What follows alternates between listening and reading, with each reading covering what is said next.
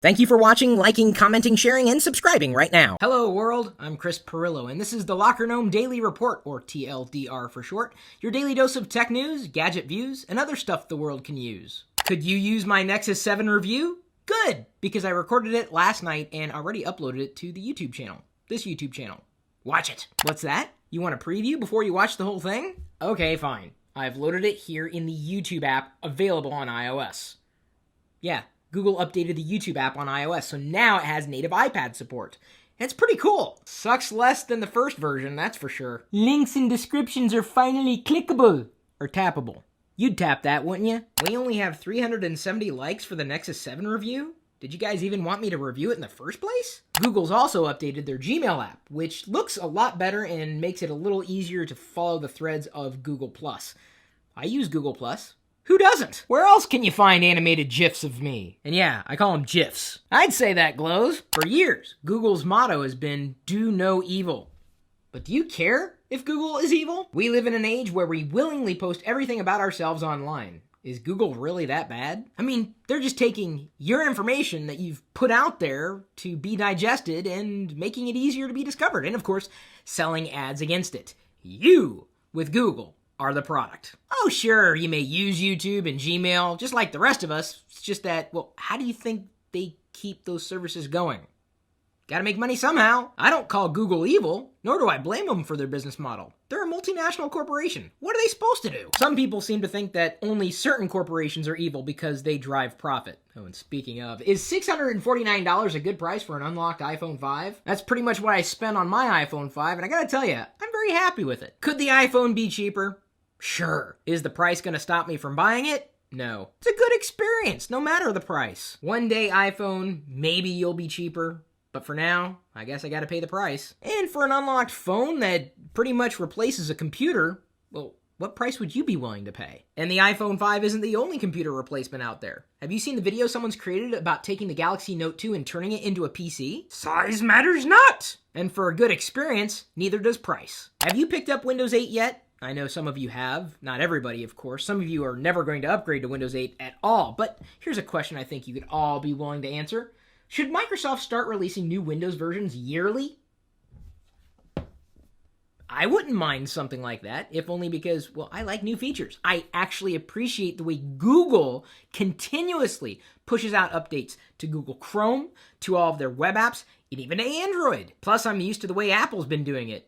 A new iOS version every year, a new OS X version every year. If I had a complaint, it's that they don't push out software updates often enough. So yeah, count me in on voting for Microsoft releasing annual updates to Windows. And I don't mean patches. Word on the street suggests that Google may be developing a hybrid Chromebook over the next year, but should Android and the Chrome OS be combined? I'm not so sure about that. I mean, because you have one experience that was optimized for a keyboard and possibly a trackpad or another input device other than your finger, and then of course, Android is optimized for the touch experience. Great, I just sexted my dentist.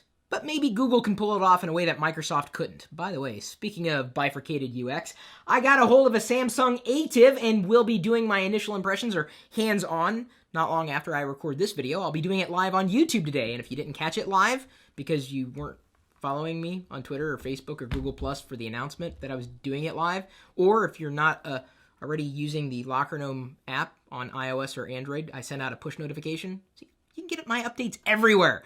Well, you can still watch the video on YouTube. I've been quite happy with my Samsung Galaxy Note 2 on T-Mobile, but would I be just as happy with an iPhone on T-Mobile?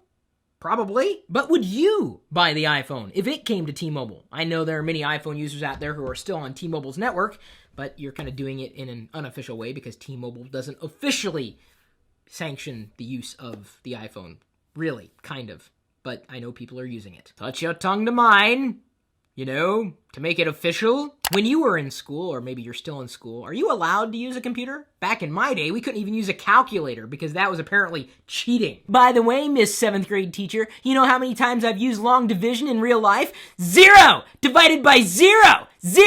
Or 27 times 0. Middle school students use mobile devices to complete homework. So, do you use a computer to complete your homework? Do you interact with other students using other computers? What software you guys use? If you're still using Microsoft anything, wow, cool.